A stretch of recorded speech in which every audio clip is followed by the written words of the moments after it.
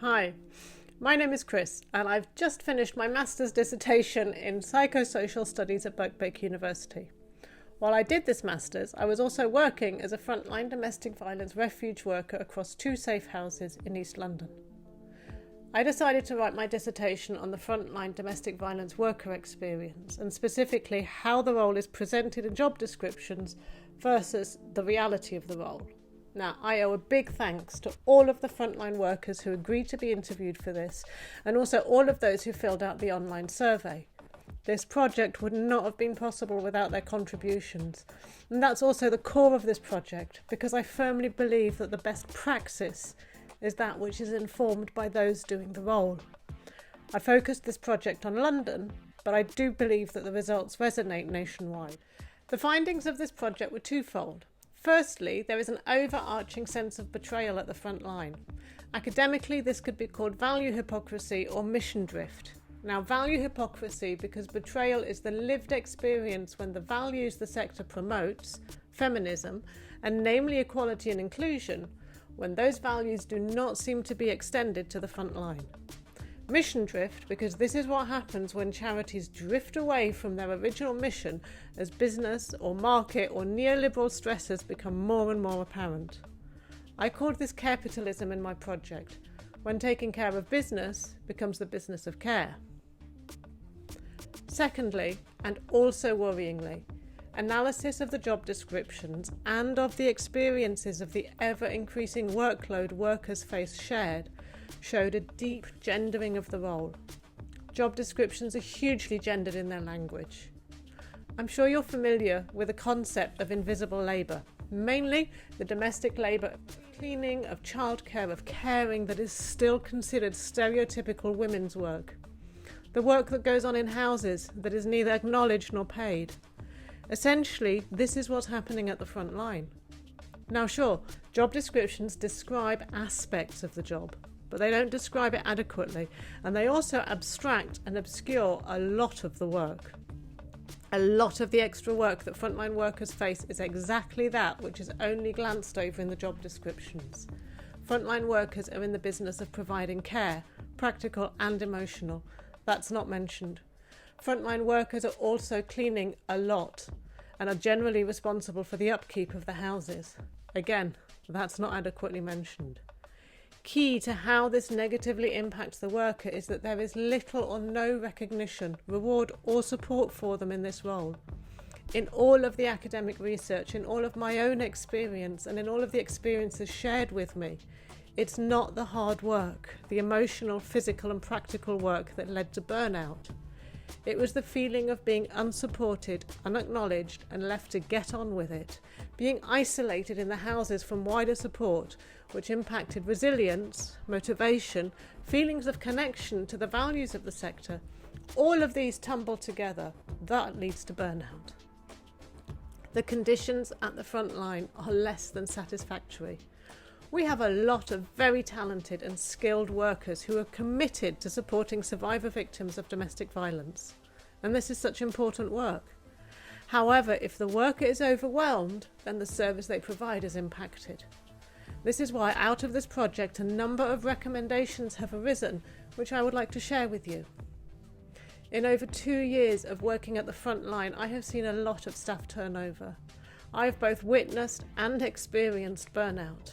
Now don't get me wrong, there's a lot of really good stuff happening at the front line. The lives are literally saved and changed. There's some excellent teams and a lot of very positive work is happening. These recommendations are all about how to make things better. These are the results of a relatively small project and absolutely more research, more investment, more collaboration and listening to the front line needs to happen. My invitation here is to start the conversation, to potentially initiate thoughts and ideas, and after all, the more input, the better the output. And a respected and supported worker is an engaged, productive, healthy and positive worker. So here's the starters for 10. Pay. Pay is a huge issue. We are overworked, exploited and underpaid. The cost of living crisis is real, and the minimum or living wage is just that, a subsistence threshold. It keeps you living, just. The pay is simply not commensurate with the knowledge base and the skills that workers hold and utilise every day for this complex role. That feeling of coming home shattered after a long and exhausting day, only to worry about how I'm going to make the next bill.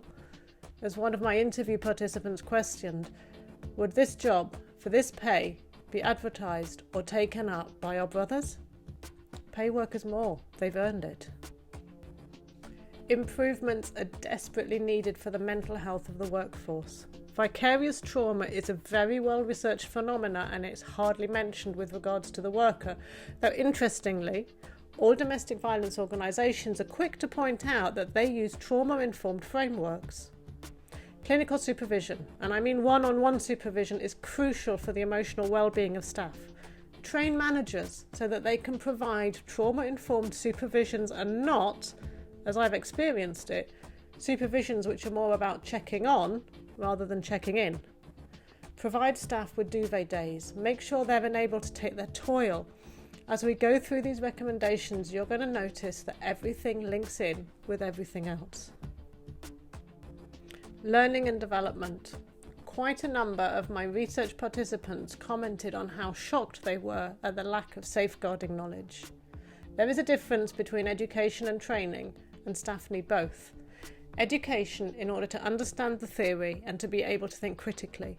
Training to polish the skills of application. We speak of trauma-informed approaches, yet in 2 years of frontline work, nobody actually defined it for me. I certainly didn't get any training. Training provides confidence. It's an opportunity for staff to share wisdom and knowledge, to confirm what they know, and to work on the parts that are still learnings in progress. It's great knowing about Brexit legislation. I also need to know how to have that conversation with my client about why she is not eligible for state support and what we can do about it next without her betrayal trauma being triggered. We need more staff. We need specialist staff for housing, for benefits, for the children. As austerity gets worse and 2 jobs become 1, we have more residents and more complex needs and less staff. Let's think about facility staff.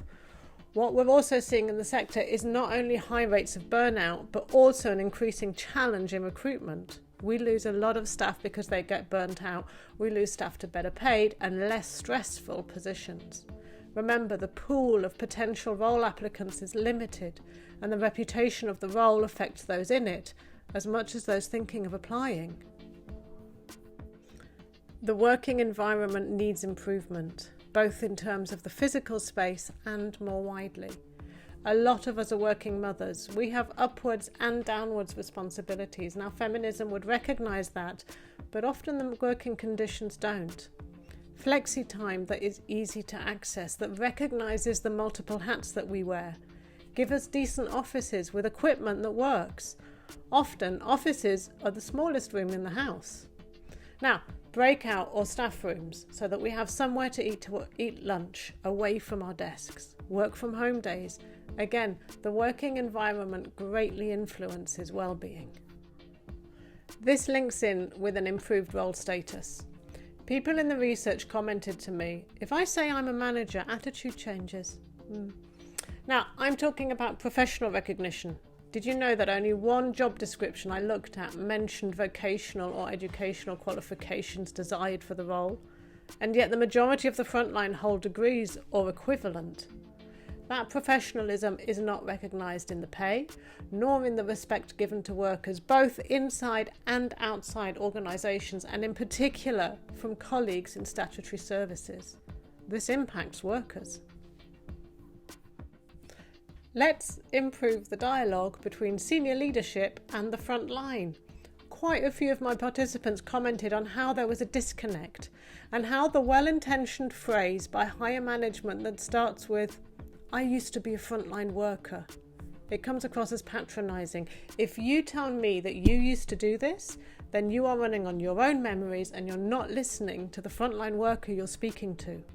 There is a phenomenal skill and knowledge base at the front line. People are highly committed and they want to be involved in making informed changes, and yet the hierarchy in many organisations can be a barrier to tapping into that. This also links in with career progression, training, investing in and valuing the front line. Finally, and another important point, increased security for staff, particularly when on call and having to go out to houses at night. I'm not convinced that sending someone out at night in a taxi to an undisclosed location is the wisest of approaches. Checking in by phone is not safety. By the time she fails to check in and the manager phones maybe say her partner or the emergency contact because she hasn't answered, by that time the things we don't want to think about may have already happened.